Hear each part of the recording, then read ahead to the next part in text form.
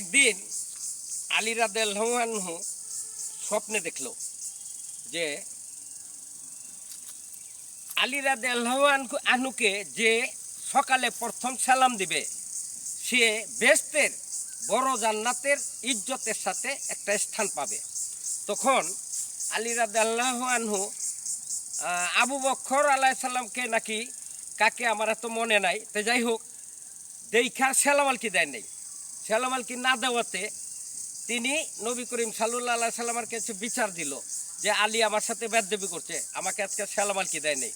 তখন নবী করিম সাল্লাল্লাহু আলাইহি সাল্লাম ডাকলো যে এই আলী, তুমি বলে বেয়াদবি করছো, সালাম দাও নাই, তাইলে তুমি ওই কেন সালাম দাও নাই? তখন আলী বলল যে হুজুর, আমি সালাম দেই নাই কেন, আজকে আমি স্বপ্নে দেখছি আমাকে যে প্রথম সালাম আলকি দিবে সে জান্নাতের বড় জান্নাতের খুব একটা সুশান্তি পাবে, সেই জন্য আমি চাইছি তিনি আমাকে সালাম দিয়া সেই স্থানটা দখল করুক, তাই আমি হুজুর সালাম আলকি দিই নেই।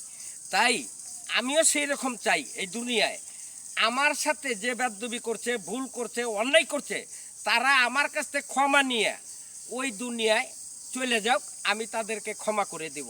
আর ক্ষমা না নিয়ে গেলে ওই দুনিয়ায় তাদের আর জান্নাতের নাম লওয়া লাগবে না, জাহান্নামে চলে যাব। এই আমার কথা ছিল। আসসালামু আলাইকুম।